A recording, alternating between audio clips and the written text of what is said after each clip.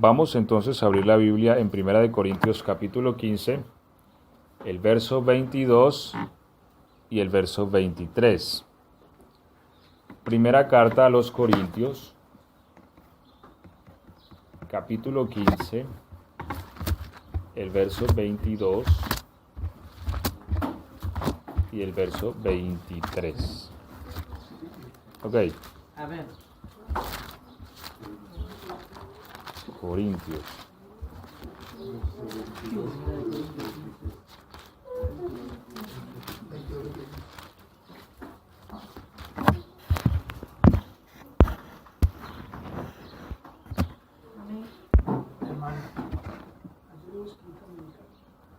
No, ya no tengo escuela.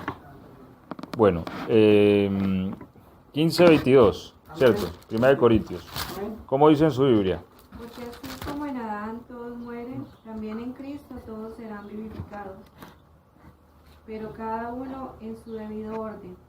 Cristo, las primicias, y luego los que son de Cristo en su venida. Amén. Amén, amén. Leo nuevamente, dice, porque así como en Adán todos mueren, también en Cristo todos son vivificados, pero cada uno en su debido orden. Cristo, las primicias, luego los que son de Cristo en su venida. Siéntense, por favor, y vamos a meditar en la palabra del Señor. ¿Ok? Vamos a analizar algunas características o naturaleza de lo que es la resurrección. ¿Sí? La resurrección de los muertos. Que ya como hemos visto, donde hemos leído, la resurrección de los muertos fue introducida al mundo por Jesucristo. Así como la muerte fue introducida al mundo por un hombre, esto es ¿quién? Adán. Así la resurrección de los muertos entonces también se introduce al mundo por un hombre, esto es Cristo. ¿Cierto? Pero esto tiene una naturaleza que vamos a contemplar en este momento. Unos tiempos y unas características. No todos los muertos resucitan en el mismo tiempo ni en el mismo orden.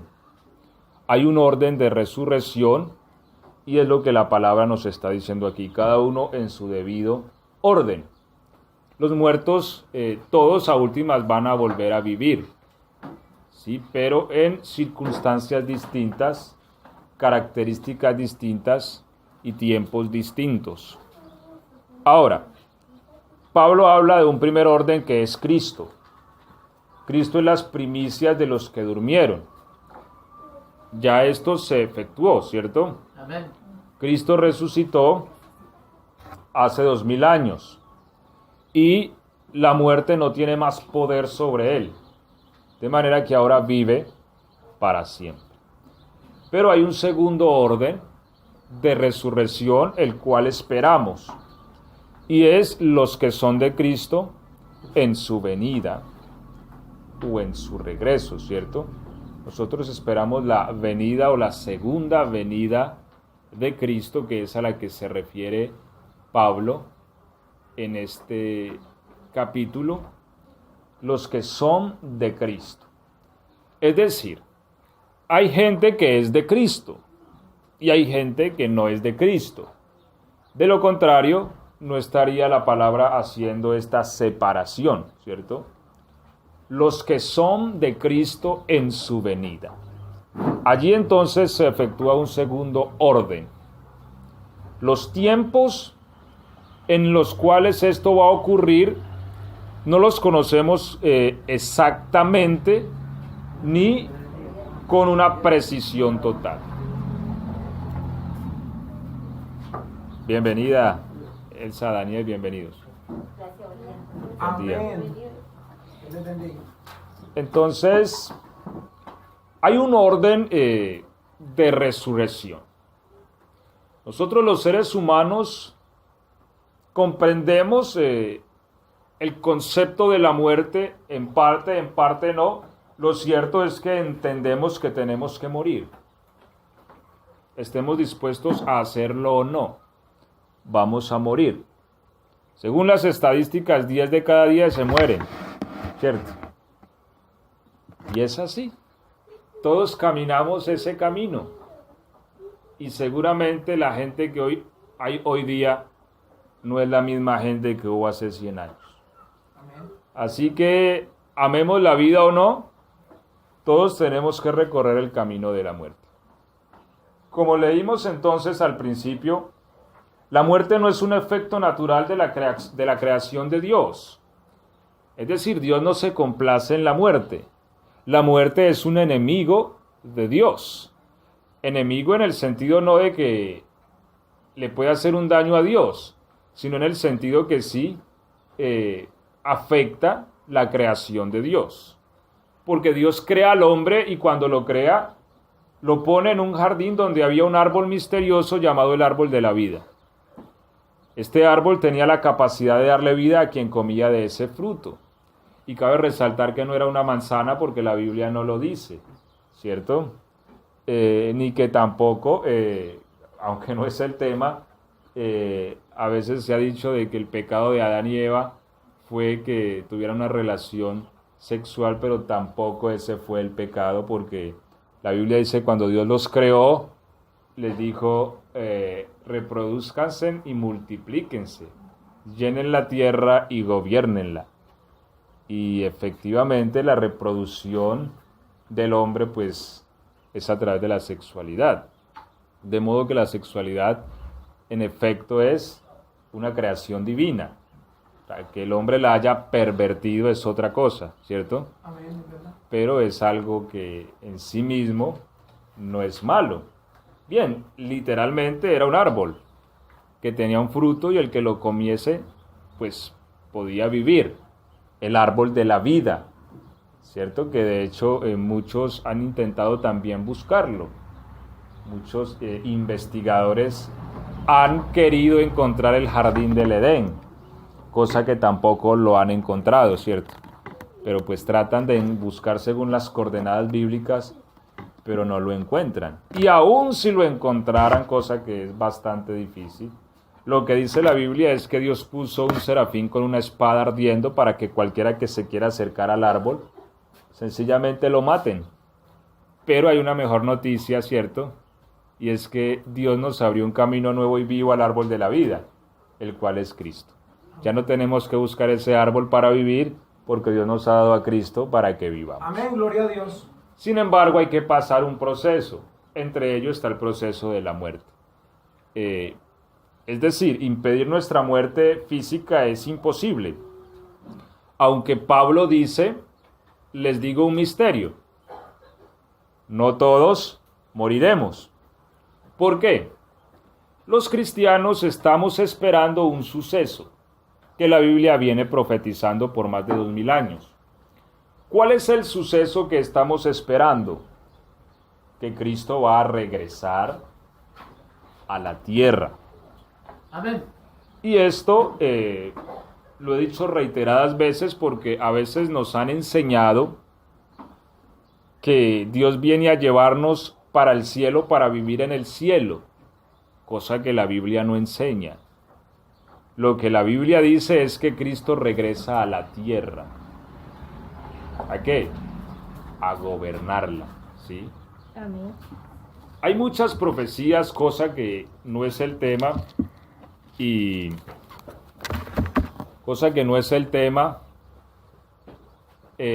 pero que nos enseñan que Cristo tiene que gobernar la tierra, esta tierra sobre la cual estamos parados, y su gobierno va a durar 1000 años antes que se dé paso a la consumación de los tiempos.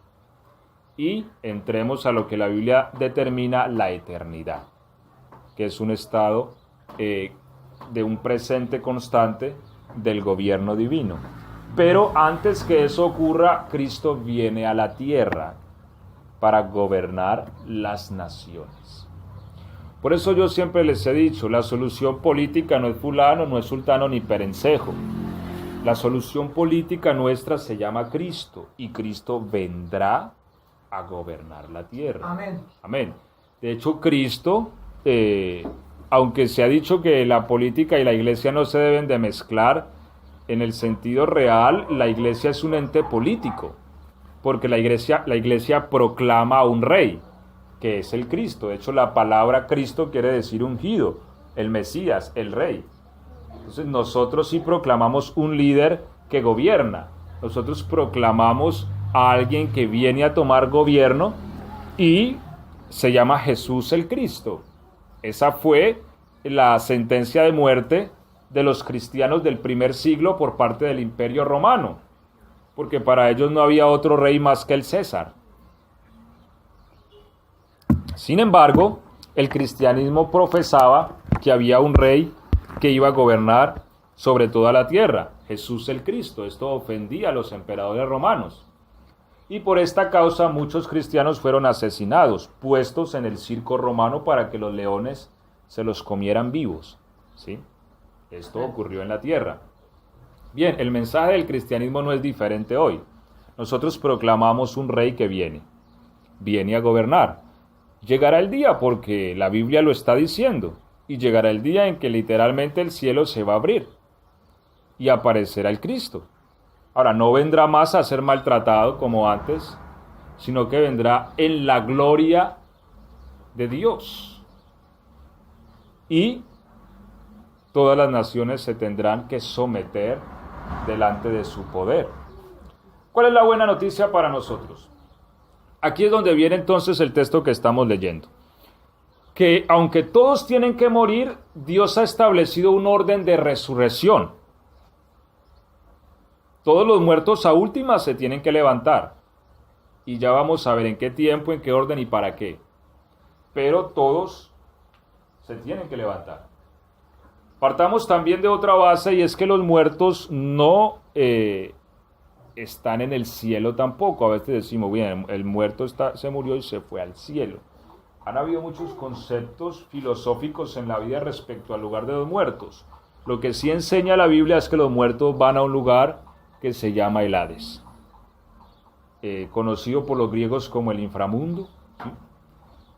La Biblia lo llama el Seol o el Hades, un lugar donde los muertos van, o más bien las almas de los muertos, a esperar bajo las circunstancias en las que hayan muerto.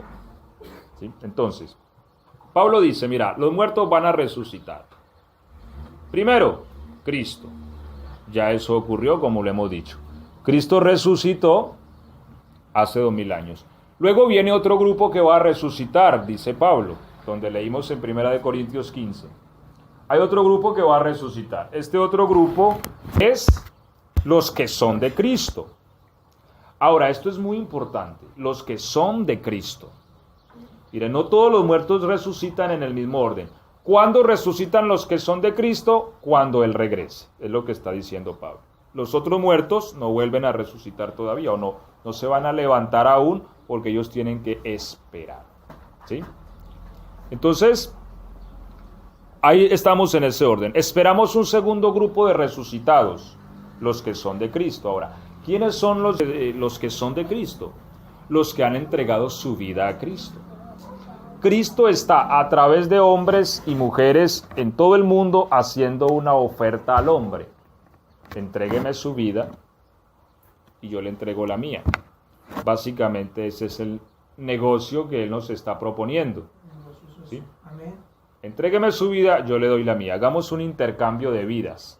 Usted me pasa la que es suya, yo le paso la que es mía. ¿Por qué Dios hace esto? Porque yo le entrego mi vida a Él, y Él, ¿qué busca con mi vida? Sencillamente exterminarla, extirparla, porque es una vida que se contaminó con la maldad y que es mala por naturaleza. Pero a cambio de eso te voy a dar la mía, dice el Señor. Mi vida es una vida santa, pura, llena de amor, de misericordia y sobre todo de justicia. Entonces, eso hace que la persona sea transformada. ¿Sí? Y cuando la persona accede a eso mediante la fe, da un paso al frente, va al bautismo, confesando públicamente este hecho, la persona se constituye de Cristo. Por eso somos bautizados en el nombre de Jesús. La Biblia dice, mío eres tú, yo te puse nombre. Adquirimos el nombre de Dios y venimos a ser pertenencia de Cristo. La Biblia ha dicho de que somos de Cristo. Por precio fuisteis comprados. No os hagáis esclavos de los hombres. Mire, por nosotros inclusive se pagó un precio que no fue dinero, sino que fue la sangre de Jesucristo. Era el precio que había que pagar para nuestra redención. Así que nosotros vinimos a ser pertenencia de Dios. Al ser pertenencia de Dios, venimos a ser de Cristo. Cuando nosotros recibimos este mensaje, creemos en él, nosotros entonces pasamos al grupo de los que son de Cristo. Porque es que Cristo no obliga a nadie a ser de él. Si en Mar del Plata hay 1 millón de habitantes, no todos son de Cristo. Ahora, ¿porque Cristo no los quiere a todos? No. Cristo quiere que todos sean de él, pero no todos quieren ser de Cristo. ¿Me hago entender? Amén. Porque muchas personas quieren vivir su propia vida y no quieren vivir a Cristo. Entonces, hay personas que se complacen en lo malo y no quieren dejar lo malo. Y cuando una persona se complace en eso y le dice a Cristo, de hecho hay gente que dice, no, yo no me entrego a Cristo porque yo tendría que dejar esto o dejar lo otro. Y más que dejar algo, porque entregarse a Cristo no se trata de dejar algo, se trata de entregarle mi vida a Él. Amén, amén. Ya. Que Él me transforme. Pero hay quien no quiere. Y si alguien no quiere, Dios no le va a obligar. Amén. Perdón. Por lo cual no pasa al grupo de los que son de Cristo. Ahora, lastimosamente el ser humano esto lo hace por ignorancia completamente. Bien, habrá quien se aferra al pecado, pero no deja de ser una decisión ignorante, porque ser de Cristo es una muy buena opción. Ya lo vamos a mirar. No es una muy buena opción, es la mejor opción. Amén. Amén. Ahora, estamos esperando eso. Sintetizando el orden escatológico de los tiempos, lo que la Biblia dice es que el mundo se aproxima a algo, a un imperio que se va a establecer. Un imperio asociado por 10 países. Estos 10 países nombrarán un líder que gobernará la tierra entera. Va a tomar las naciones por violencia, otras se someterán, a otros les dará dádivas para que se sometan. Lo cierto es que la Biblia dice que este hombre va a ser hijo del mismísimo Satanás. La Biblia lo llama el anticristo. Someterá a los pueblos con violencia, gobernará la tierra durante 42 meses y será prosperado, dice la palabra de Dios. Dicho en otras palabras, va a hacer lo que le venga en gana y será prosperado. 42 meses. No habrá sufrimiento mayor que ese, dice la Biblia, ni lo ha habido en el mundo desde que existen las naciones. Allí, perdón, pastor, allí conoceremos un mal, pues, allí ahí sí nos vamos a dar cuenta que es un mal gobierno, que eso. Allí nos vamos a dar cuenta realmente que es un gobierno feroz. Someterá, dominará y levantará una imagen de sí mismo, ¿cierto? Una imagen de sí mismo, y quien no la adore lo mandará a asesinar. De hecho, la imagen hasta hablará, dice la palabra. Matará a diestra y siniestra y nadie podrá estorbarle. Esto está próximo a ocurrir. Esto puede empezar en cualquier momento. Proféticamente hablando, esto es lo próximo que va a ocurrir en este mundo. Y las naciones cada día se organizan para eso. La ONU misma reconoce y ha reconocido que tienen la necesidad de un gobierno unificado. El mundo tiene muchas divisiones políticas y lo que dice la palabra es que para poder nacer ese imperio, 10 países se tienen que entrelazar, formar sus fuerzas, y cada presidente de ese país entregará su autoridad y poder a quien la Biblia llama la bestia. Y este hombre, dice la palabra, que será altivo de rostro y entendido en enigmas. Y mejor aún, ¿sí? O peor aún sería la palabra, ¿cierto?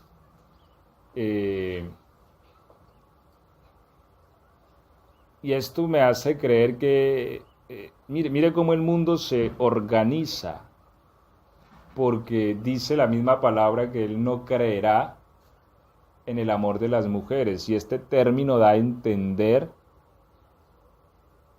que es gay. Así que no es de extrañarse que todo esto de la ideología de género y la libertad de banderas apunte a lo que viene. De hecho, detrás de todos estos movimientos hay poderes supranacionales que someten a las naciones para que aprueben estas políticas con la amenaza de presupuestos económicos. Por eso es que estos países se ven obligados a someterse a políticas a las cuales no tienen otra opción. Así que esto es lo que viene, pero solo, y esto es importante que lo tengamos presente. ¿Por qué? Porque solo gobernará 42 meses, no más. Y es lo que yo les he dicho, nadie puede gobernar si Dios no lo permite. Amén. Todas las cosas están sometidas bajo el poder divino. La Biblia dice, Él pone reyes y Él quita reyes. Él le dará el gobierno al anticristo porque Él quiere. De hecho, la Biblia dice, y eso es muy tremendo, porque dice que estos 10 reyes darán su poder y autoridad a la bestia. Que un presidente le ceda su poder a un hombre o a otro hombre no es fácil. Pero la Biblia dice, porque Dios ha puesto en sus corazones el hacer lo que Él quiere. Cuando Dios quiere hacer algo, no hay poder que le estorbe. Dios le dará permiso a este hombre para que gobierne, pero también a los 42 meses le dirá no más. Y es allí cuando va a aparecer Cristo. La tierra estará literalmente devastada, sujeta a una destrucción total. Y allí aparecerá el Señor. Ahora, la Biblia dice que Él viene para matar al impío. Lo matará con la espada que sale de su boca y lo destruirá con el resplandor de su venida. Amén. Y viene con los santos, con los que son de Cristo. Entonces ahí se presenta el segundo grupo que resucita. Digo todo esto para contextualizar. Ejemplo, si alguien que es de Cristo muere hoy y mañana comienza el periodo de gobierno del anticristo, pues haga la cuenta, va a resucitar en 42 meses. Amén. Y la mejor noticia es que no vuelve a morir más. Amén. La segunda muerte no tiene potestad más sobre su vida. Todos los que crucen esta cortina de la muerte y entren en la primera resurrección, lo que la palabra dice es que la muerte no tiene más poder sobre estos. Amén. Se vuelven seres inmortales. Ahora, por eso ser de Cristo es lo mejor. Amén. Vamos a analizar algunas condiciones sobre las cuales se resucita o resucitan los que son de Cristo. Primero, ¿qué cuerpo traerán? Dice 1 Corintios 15:35, ¿sí? A ver si lo leemos. 1 Corintios 15:35 al 38. ¿Quién lo lee en alta voz?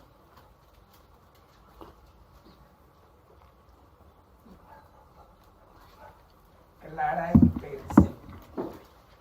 Clara y perceptible que se oiga desde el kiosco. Entonces, si a esa persona la dejan gobernar 7 años, acaba con todo. Corintios 1 Corintios 15:22. Acaba con todo entonces, donde le dejan gobernar los 7 años. Parta de ahí, si 42 meses prácticamente barre el mundo, Amén. es la ira. Señor, sí, bien pueda. 15:35 al 38.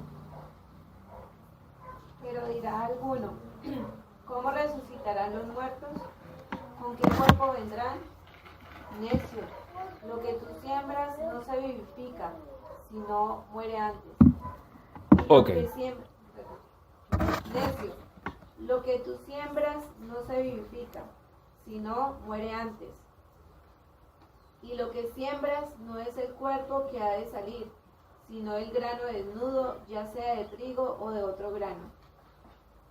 Pero Dios le da el cuerpo como Él quiso, y a cada semilla su propio cuerpo. No toda carne es la misma carne, sino que una carne es la de los hombres, y otra carne la de las bestias, y otra la de los peces, y otra la de los aves. Amén. Bueno, acá vemos algunas características, mire. Pablo dice, pero algunos se preguntarán, ¿y con qué muerto van a volver los muertos? ¿Con qué cuerpo, perdón, van a volver los muertos? Sí, porque mi papá sufrió un accidente cuando era muy joven y le faltaban 3 dedos acá, ¿sí? Mamá me decía, hijo, y cuando su papá resucite, ¿será que él vuelve con los dedos que le faltan? Bien, Pablo dice, hombre, a ver, no piensen así, porque es que nosotros tenemos un pensamiento bastante raro en ocasiones. Y él pone, por ejemplo, una semilla. Él dice, mira, el grano que se siembra, ¿cierto? Es un cuerpo, porque de hecho en la física un cuerpo es todo lo que ocupa un lugar en el espacio. El cuerpo que se siembra, brota, pero lo que brota no es el mismo cuerpo que se sembró, sino que primero ese cuerpo se tiene que podrir. Cuando ese cuerpo se pudre, dentro de él hay algo que se llama la vida. ¿Sí? La semillita estalla y dentro de ella hay algo que vivifica y trae un código genético para darle forma a la planta. Pasa lo mismo. Esto de afuera de nosotros es la cáscara. Cuando somos sepultados esto se pudre, pero dentro de nosotros hay lo que se llama espíritu. Y el espíritu de Dios o el espíritu que Dios nos ha dado es el que tiene el orden genético para reconstruir el cuerpo que tendremos en resurrección. Es decir, no es que yo era orejón y trompón y feo y entonces Señor resucito orejón y trompón y feo. No, o sea, nuestro cuerpo que conocemos ahora ya no va a ser más el mismo. Por eso lo que dice Pablo es, vea, yo les voy a decir un misterio, todos no van a morir. Va a haber gente que es de Cristo que va a estar viva cuando Cristo regrese y va a ser transformada. ¿Sí? Va a ser en el instante transformada y la palabra transformar quiere decir cambiar de forma, ¿cierto? Entonces lo que va a pasar es que la vida que está dentro de nosotros va a consumar o a destruir la cáscara de fuera y esos elementos serán transformados en otro cuerpo.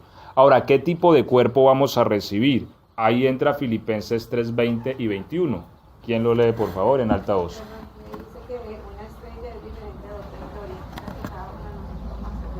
Claro, es que Dios no copia y pega, porque es que a veces creemos que todos vamos a ser parecidos y no nos vamos a conocer porque todos somos los mismos. Eso no hace parte de la naturaleza de Dios nunca.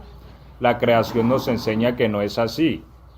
¿Por qué? Porque usted ve un perro y otro perro y son distintos perros. Hasta el carácter y la forma de ser es diferente de un animal a otro. Pasa lo mismo con los humanos y pasa lo mismo con los ángeles. Uno cree que es que los ángeles todos tienen la misma cara. No, todos son diferentes y nosotros también seremos distintos los unos de los otros. O sea, que se mostraría en cada uno de diferentes formas. Claro, es que Dios nos hizo a cada uno de nosotros para expresar unos caracteres específicos de Cristo. Lo que Dios va a expresar en un cristiano va a ser diferente a lo que va a expresar en otro. Por eso somos un cuerpo. Un cuerpo está compuesto por diversos miembros. Una es la función de la mano, otra la del pie, otra de las orejas, otra la de los ojos, siendo un mismo cuerpo. Bien, Filipenses 3:20 al 21, aquí nos habla el tipo de cuerpo que vamos a recibir. ¿Quiénes? Los que son de Cristo. Por eso les digo, este negocio hay que echarle mano. Y si uno no es de Cristo, pues hay que entrarle. Amén. Hay que entrarle porque este negocio es el mejor que podemos hacer. 3:20 y 21 de Filipenses, ¿qué dice? Mas nuestra ciudadanía está en los cielos, de donde también esperamos al Salvador, al Señor Jesucristo, el cual transformará el cuerpo de la humillación nuestra para que sea semejante al cuerpo de la gloria suya, por el poder con el cual puede también sujetar a sí mismo todas las cosas. Amén. Bueno, aquí Pablo cuando escribe a los hermanos en Filipo empieza diciendo, mira, nosotros tenemos una ciudadanía. Y eso es importante que nosotros lo tengamos en cuenta, porque aunque bien, y es bueno tener varias ciudadanías en este mundo, y a veces tener la green card no nos cae mal, ¿sí? Pero hay una ciudadanía que es superior a todas, y es la ciudadanía de, la ciudadanía de otra ciudad que va a venir. Ahora hablamos un poco de eso, pero es la Jerusalén celestial. Amén. Bien, no todos son ciudadanos de esa ciudad. los que son de Cristo le dan esa ciudadanía. Mire, otro favor que recibe el ser de Cristo. Le van a dar una ciudadanía. Y esa ciudadanía consta de que es un ciudadano de esa ciudad. Ahora, lo que Pablo dice, mira, esa ciudadanía está en los cielos, pero nosotros la estamos esperando. Es decir, ella va a venir acá, porque también el Salvador viene de allá. Pero nos dice algo mejor todavía, dice, el cual transformará, vuelve a usar, cierto, aquí la palabra, el cuerpo de la humillación nuestra en uno semejante, ¿a cuál? Al de la gloria suya. ¿La gloria de quién? De Cristo. Ahora, ¿dónde nos narra un poco la Biblia el cuerpo de Cristo? Vamos a mirarlo. Esto nos va a ir dando una panorámica mayor de qué tipo de cuerpo vamos a tener. Apocalipsis, capítulo 1. Y el verso 9. Vamos a leer desde el 10. ¿Del 10? Sí, desde el verso 10 del capítulo 1 de Apocalipsis hasta el verso 15. Puede ser, sí. Amén. En alta voz, por favor, que se oiga. Yo estaba en el Espíritu en el día del Señor, y oí detrás de mí una gran voz como de trompeta, que decía, yo soy el Alfa y la Omega, el primero y el último. Escribe en un libro lo que ves y envíalo a las 7 iglesias que están en Asia, a Efeso, Esmirna, Pérgamo, Tiatira, Sardis, Filadelfia y la Odisea. Y me volví para ver la voz del que hablaba conmigo. Y vuelto, vi 7 candeleros de oro, y en el medio de los 7 candeleros a uno semejante al Hijo del Hombre. Este es Cristo. ¿Y cómo era su descripción? Bien, pueda siga, Manuel. Vestido de una ropa que llegaba hasta los pies, y ceñido por el pecho con un cinto de oro. Su cabeza y sus cabellos eran blancos como blanca lana, como nieve, sus ojos como llamas de fuego, y sus pies semejante al bronce bruñido, refulgente, como en un horno, y su voz como estruendo de muchas aguas. Tenía en su diestra 7 estrellas. Hasta ahí nomás, hermano Walter, gracias. Y el verso 16, sí, termina diciendo, y su rostro era como el sol cuando resplandece en su fuerza. Amén. Mire, ¿somos capaces de darle la cara al sol cuando resplandece en su fuerza? ¿Cierto que no? Este es el cuerpo de Cristo. Ahora, lo que Pablo nos dice es que cuando Él regrese, nos dará un cuerpo semejante al de la gloria suya. Es decir, la palabra semejante quiere decir parecido, ¿sí? De la misma forma. Así que nuestro cuerpo va a ser en esa semejanza. ¿Cómo? Resplandeciente como la luz. Nuestra carne se va a transformar y ya no va a ser blandita como la que tenemos, sino que va a ser semejante al bronce bruñido, el bronce pulido, que es como un amarillo brillante, ¿sí? Metálico, que sencillamente nuestro cuerpo va a ser indestructible. O sea, ya no está sujeto a esa afectación natural del tiempo o de la enfermedad. Es un cuerpo de gloria, resplandece, porque a veces creemos que es que vamos a ser espíritus. No, vamos a seguir siendo personas con cuerpos, solo que nuestro cuerpo ya no va a ser débil como el que tenemos ahora. Por eso Pablo viene diciendo, el cual transformará el cuerpo ¿de qué? De la humillación nuestra. ¿Por qué humillación? Porque nos levantamos, ¡ay, me duele! Y eso es una humillación para nosotros, porque el dolor nos humilla, ¿cierto? Porque vamos llegando a la vejez y ya hasta para respirar nos duele, porque la enfermedad nos golpea y nos humilla, porque de una u otra manera la debilidad de nuestro cuerpo nos abofetea. Pero Pablo dice, eso va a terminar. Cuando entremos en la resurrección, lo que Dios va a hacer es que nos va a dar un cuerpo semejante al de la gloria suya. Y ese cuerpo es indestructible, alumbra, no necesita luz ni siquiera. Mire, vamos a dejar de pagar el cheque de la luz. Bien, a mí no me llega muy caro, pero tal vez a usted sí. Pero la buena noticia es que no va a pagar más la luz. ¿Por qué? Porque usted mismo emanará luz donde esté. Amén. ¿Sí? resplandecerá por la gloria de Dios que estará en su vida. Buena la cruz. Mire cómo está este negocio Muy bueno. que recibimos de parte de Dios gratuitamente por su salvación. Ahora, vamos a continuar con otras características. Y es Lucas 20, 35 al 36, lo que el Señor dice acá, porque acá le plantan al Señor una polémica. Había una línea doctrinal o ideológica de los saduceos que ellos creían que no existía resurrección. Como a veces se oye hoy día, dicen, no, el que se muere y no vuelve. El fin del mundo es para el que se muere.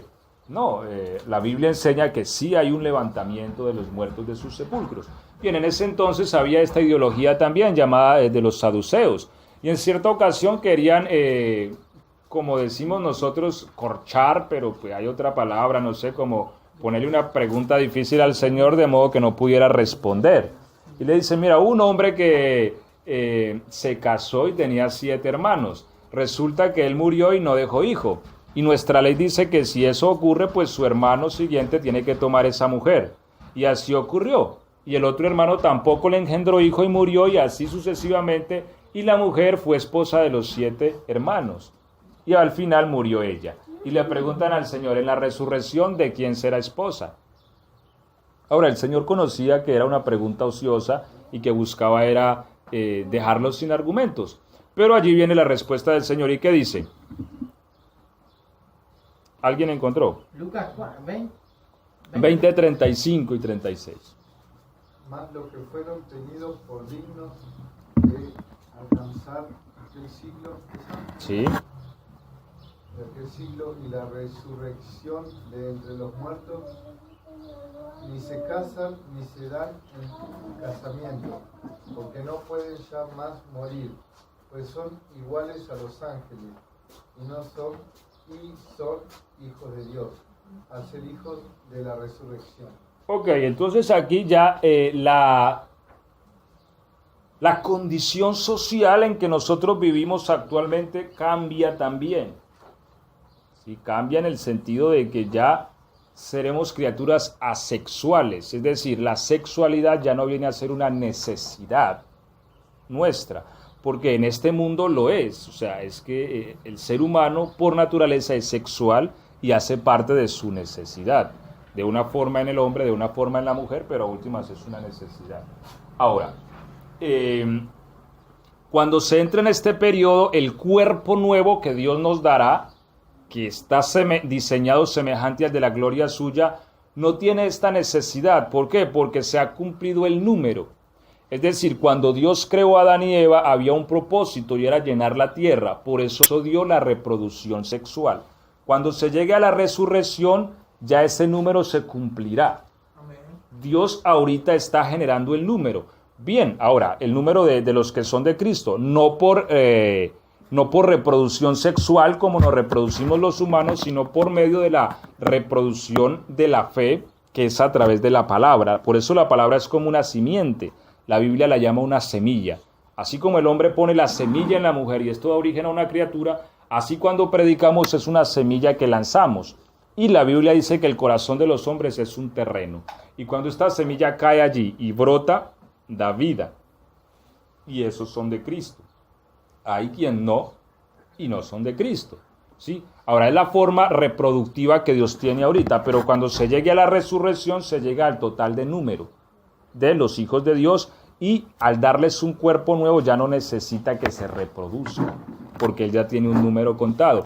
Cabe decir que no todos en el universo son hijos de Dios, y de eso hablaremos después, pero hay un grupo especial que Dios está formando, el cual es su familia, sus hijos, sus ciudadanos, los que van a estar con Él en su ciudad. Estos son los que son de Cristo. Ahora, este cuerpo sencillamente será, como dice aquí, no pueden morir más. O sea, no pueden, sencillamente no pueden. Así quisieran, no pueden. Bien, no van a querer porque es una vida distinta. Es decir, nosotros no podemos imaginar el gozo que se siente allá porque es una vida donde el deseo de vivir es exuberante. ¿Sí? Y es una vida inmortal. Donde todos los que somos de Cristo seremos una única familia. Y nos vamos a amar con un amor mucho más intenso y con una unión mucho más indestructible que la que tienen las familias de la tierra. ¿Sí? Bueno, nuestro oficio, porque hay que recordar, como siempre hemos dicho, que Dios no hace gente sin oficio, ¿cierto? Dios a todos nos da un oficio. Ahora, ¿cuál será nuestro oficio allá? Apocalipsis 5:10, ¿qué dice?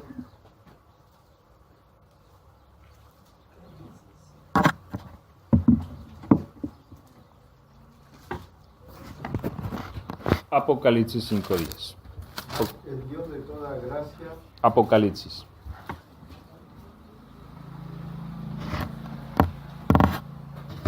¿Estamos ahí?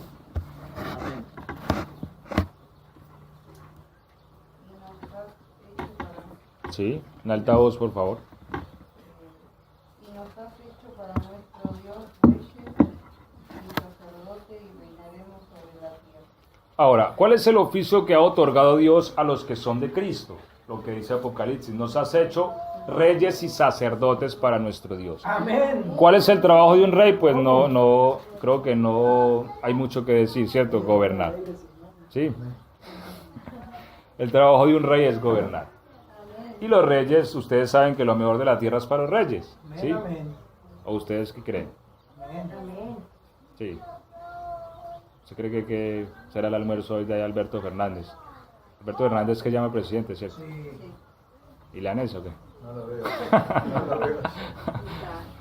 Bien, lo mejor de la tierra es para los reyes. Por eso la Biblia dice en Isaías, y vosotros comeréis las riquezas de las naciones, y con su gloria seréis sublimes. Este es el favor que Dios tiene para los que son de Cristo. Por eso el Señor nos llama manada pequeña, y aunque nos ve pobres y pequeños, Él sabe lo que nos ha dado. Y dice, no teman, manada pequeña, porque a su Padre les ha placido darles el reino. Ahora, el Señor nos ha hecho reyes, eso haremos. ¿Qué? Gobernar. ¿Y qué hace un gobernador? Mantener el orden en la esfera donde lo ponen a gobernar. Nuestra función será doble. Una, mantener el orden. ¿En dónde? En el universo, porque nuestro gobierno será universal. Dos, sacerdotes. ¿Qué hace un sacerdote? Rogar por otro. Por eso nuestro reinado no es como los reyes de la tierra, que son reyes que muchas veces no piensan en el pueblo, sino que piensan en sí mismos. Nuestra función es bilateral, no solamente es gobernar, sino que también es rogar a Dios por los que tal vez por alguna causa, motivo, razón o circunstancia no pueden acercarse directamente a su trono. Así que nosotros seremos el puente entre otras criaturas y Dios. Eso es lo que hace un sacerdote. Un sacerdote es un mediador, alguien que está en la mitad, que pide a Dios por otro. Entonces nosotros tendremos un contacto estrecho con ambas caras, uno con Dios porque somos sus hijos y otro tendremos un contacto estrecho con el resto de la creación, con las demás criaturas del universo. Y en algún momento X criatura necesitará el favor divino, pero tendrá que lograrlo a través nuestro. ¿Sí? Porque no todas las criaturas, vuelvo y les digo, por X o por Y, se pueden acercar a la misma distancia a Dios. Eso pasa debido a la santidad misma de Dios. Hay criaturas que tienen una medida de santidad que les permite llegar hasta cierto punto, otras más allá. El punto no es que Dios, que entendamos el concepto, es por la naturaleza divina, no es que Dios diga, mira, usted se acerca, usted no. Todo depende de la medida de santidad que una criatura pueda alcanzar o desarrollar. Y Dios es un ser santo. Cuando tocó el arca, recuerdan que la llevaban a Jerusalén, murió. Al instante fue fulminado. Cayó ahí muerto. Y alguien podría decir, ¿pero por qué murió? Porque se acercó en demasiado a algo santo. O sea, la santidad misma de Dios que estaba en el objeto lo eliminó. Esa es la razón. Pero en síntesis lo que venimos diciendo es que nuestro trabajo va a ser doble. Gobernar y rogar por otros. Pedir por otros. Ayudar a otros para que el favor de Dios llegue a ellos. Mire, ese va a ser nuestro trabajo en la eternidad. Y seguramente tendremos mucho que hacer porque el universo no es pequeño. No es pequeño. Mire que las fotos que nos manda ahorita el James Webb, que es el último aparatico, sí, que costó nada más la bobadita como de 10.000 millones de dólares, algo así. Yo creo que es el aparato más costoso que ha creado la humanidad. Bueno, no sé si lo sea, lo cierto es que ha costado mucho dinero. Es un telescopio que tienen en órbita, está a 1.5 millones de kilómetros de este planeta dando vueltas, tomando fotitos del universo y mandando para acá. Bien, millones de estrellas incontables, planetas, porque uno de los propósitos que tiene la ciencia actual es descubrir planetas habitables para conquistarlos. Hoy parece locura, pero seguramente que si Dios lo permitiera, el hombre es capaz de llegar allá.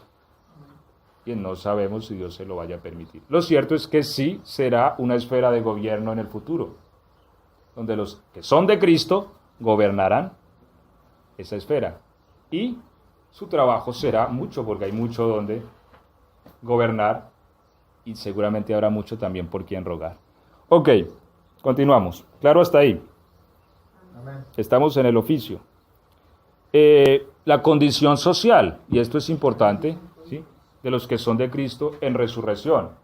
La condición social, ¿por qué digo que es importante? Porque no todos, vuelvo y les digo, no todos son el pueblo de Dios. Apocalipsis 21:3 dice: y oí una gran voz del cielo que decía: he aquí el tabernáculo de Dios con los hombres, y él morará con ellos, y ellos serán su pueblo, y Dios mismo estará con ellos como su Dios. Segunda de Pedro 2:9 dice: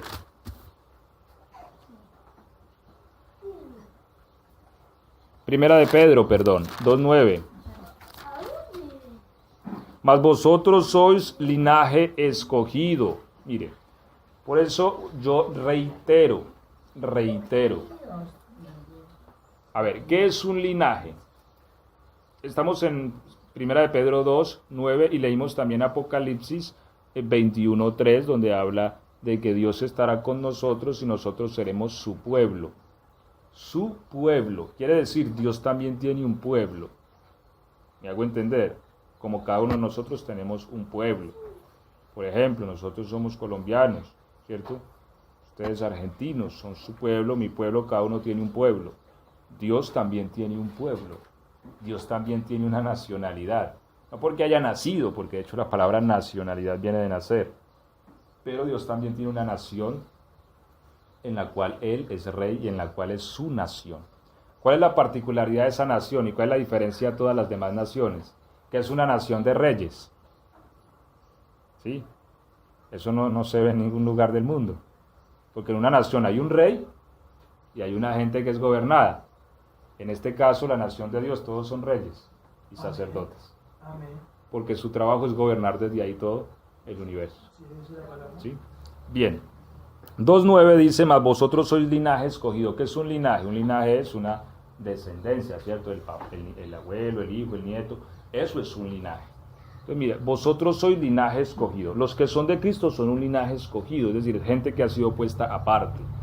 Y cabe resaltar algo: todo esto ha sucedido por el favor de Dios. No es que, es que yo soy muy lindo, es que mire qué curvatura de la oreja, qué pómulos tan bien hechos. No. Dios nos eligió por su favor. Amén. De su beneplácito. Misericordia. Ya. La Biblia dice de lo vil del mundo. Si usted quiere gloriarse en algo, gloríese en que era lo vil del mundo. Y lo menospreciado escogió Dios. O sea, Dios eligió porque Él quiso. Y Él escogió lo vil del mundo y lo menospreciado. Es decir, todo esto que les estoy diciendo no lo hemos tenido porque es que somos pues la última Coca-Cola del desierto. No, es un favor que viene por gracia.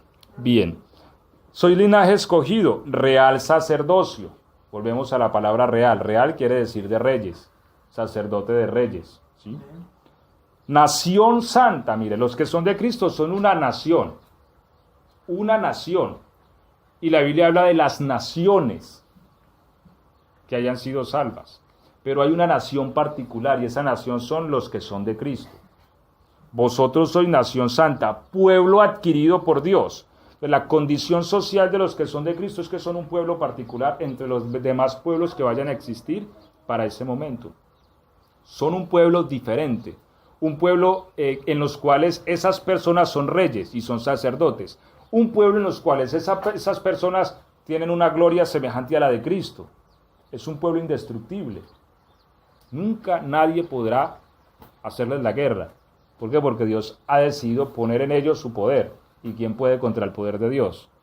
Pero esa gente también está en las capacidades tanto de sabiduría como de justicia, de equidad para gobernar el universo. Es decir, Dios se ha diseñado una forma de que ese pueblo pueda gobernar en justicia para siempre, sin que se pervierta, sin que se tuerza, como decimos nosotros, sin que se contamine o entre en corrupción. Eso le dará equilibrio, le dará estabilidad de justicia y paz al universo. Porque recuerden que la Biblia dice que el resultado de la justicia será la paz. No se puede hablar de paz sin hablar de justicia. Amén. Entonces, es un diseño, esto de los que son de Cristo, esto es una obra de arte divina. Es una esfera de gobierno que Dios está haciendo, que es infalible. No hay error en lo que Dios está haciendo. Amén. Ahora, real sacerdocio, pueblo adquirido por Dios, ¿para qué? Para que anunciéis las virtudes de aquel que os llamó de las tinieblas a su luz admirable. Otra función que vamos a tener, otro oficio, anunciar las virtudes del que nos llamó. ¿Quién nos llamó? Cristo, ¿cierto? Amén. Y nuestra función va a ser anunciar sus virtudes, del que nos llamó de las tinieblas. Mire, porque es que esta es la gloria nuestra. Muchas criaturas han sido creadas en la luz. Si hablamos de los ángeles, fueron creados en la luz y están en la luz. Bueno, los que han permanecido en la luz. ¿Cuál es la diferencia con nosotros? Que aunque, mire, Dios, toda la gloria que Dios nos dio, pero ¿cómo se realza más esa gloria? Que fuimos llamados de las tinieblas. Porque estábamos en tinieblas, estábamos en oscuridad cuando Él nos encontró y nos llamó y nos trajo a su luz admirable. Y es lo que tenemos que anunciar, que estábamos en tinieblas y Él nos trajo a la luz, anunciar sus virtudes. Amén. Amén. Así que esta es nuestra condición social. Vamos a nuestra condición jurídica y creo que es bastante importante. Porque recordemos que aunque Dios es amor, aunque Dios es bueno y misericordioso, lo que la Biblia dice es que la base del cimiento de su trono es justicia. ¿Sí? Y nada hará Dios omitiendo su justicia. Entonces es importante entender nuestra condición jurídica en resurrección. ¿Por qué? Porque se hace lo que no se debía hacer. Tito 3:7. ¿Quién lo lee en alta voz? Tito.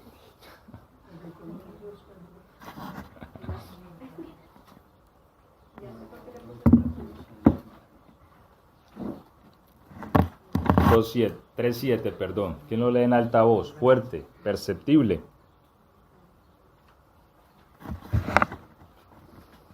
¿En qué parte está Tito? ¿En qué parte? En la Biblia. En la Biblia, está en la Biblia. Tito está después de Timoteo. Para que justificados por su gracia viniésemos a ser herederos conforme a la esperanza de la vida eterna. Amén. ¿Qué es una persona justificada? Que ha pasado por la justicia y ha sido hallada inocente. Básicamente es eso. Me llevaron ante un juez, se me hizo un juicio y el juez determinó que la persona es inocente. La persona que ha sido justificada. O sea, fue declarada sobre ella justicia. Ahora, ¿qué dice entonces Tito 2:9? Que, 3:7 les dije, ¿cierto? Sí. 3:7. Para que justificados por su gracia, mire, que la justificación nuestra también es un hecho de ¿qué? De gracia. ¿Qué significa la palabra gracia? Favor inmerecido. Entonces, para que justificados por su gracia, ¿qué nos justifica a nosotros? La sangre de Jesús. Amén. Nosotros hicimos y deshacimos y deshicimos, pues como se dice, pero un día Cristo dijo, mira, te voy a perdonar. Vino, derramó su sangre, recibió el castigo sobre él, para que cuando Dios nos mire a nosotros, nos mire a paz y salvo. No le debemos a Dios, ¿por qué? Porque Cristo pagó por nuestros pecados, para que justificados por su gracia viniésemos a ser herederos conforme a la esperanza de la vida eterna. Ninguno que sea deudor puede gozar de esta vida, pero a nosotros nos ha sido saldada. Eso dice Colosenses, a ver si lo leemos. 2, y si no estoy mal, creo que es el verso 14, a ver si es el verso 14 de Colosenses 2:14. Sí, a ver, ¿quién lo lee en altavoz? Que se oiga desde el kiosco. En quien tenemos redención por su sangre, el perdón. Colosenses 2:14. Colosenses 2. Anulando el acta de los decretos que había contra nosotros, que no era contraria, quitándole de en medio, clavándola en la cruz. Ok, entonces estábamos allá con la hoja de vida bastante complicada. Pero ¿qué hace Cristo? Anulando el acta de los decretos que nos era contraria, la puso en la cruz. Eso se llama justificación. ¿Sí? Amén. Nos dejó sin culpa, inocentes. Estas son entonces las características de los resucitados del segundo grupo, que son los que son de Cristo. Realmente sí o sí hay que pertenecer a este grupo. Miren todos los favores que hemos mencionado y seguramente habrán más que no alcanzamos a mencionar. Pero vamos a terminar hablando en estos minutitos de el último grupo, que son todos los muertos. Ellos tardan en resucitar 1000 años más, o tardan en ser llamados, o vuelven a vivir, porque la Biblia dice no, los otros muertos no volvieron a vivir hasta. Ese hasta determina que volverán a vivir. ¿Cuándo volverán a vivir? Bueno, ya les dije que Cristo va a regresar, va a establecer un gobierno, ¿sí? ¿En dónde? En la ciudad de Jerusalén, como lo dicen los profetas, Oriente Próximo. Allí entonces dice que el Señor levantará el monte Sión, que es donde está la ciudad de Jerusalén. Y en aquel día entonces el Señor hará que el monte Sión sea cabeza de todos los montes, porque de Jerusalén saldrá la ley, y del monte Sión la palabra de Jehová, dice la Biblia. De allí se instruirá a todos los pueblos en justicia. Este gobierno terrenal que llamamos, donde Cristo estará sobre este planeta, va a durar 1000 años. Al final de esos 1000 años se va a gestar una rebelión, cosa también la cual tenemos que hablar más adelante, porque he oído preguntas que todavía no se comprende por qué la rebelión, pero después les voy a decir. Lo cierto es que allí se produce lo que es el fin del mundo. Literalmente allí hay un cataclismo mundial. El planeta será deshecho. Y pasa lo que dice Apocalipsis 20:12, vamos a leer.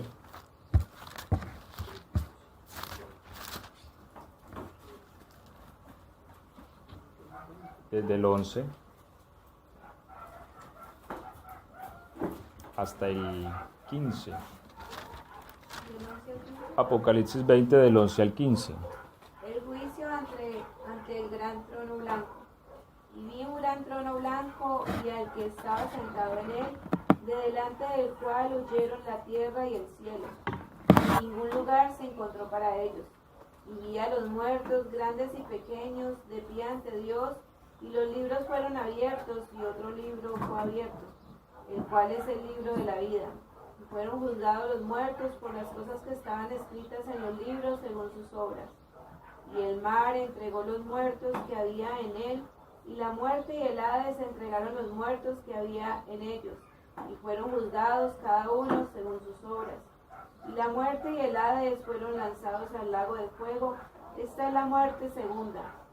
Y el que no se halló inscrito en el libro de la vida fue lanzado al lago de fuego. Ok, bien, voy a concluir porque ya el tiempo se nos ha ido, al menos con la condición jurídica de los que son levantados en este último grupo.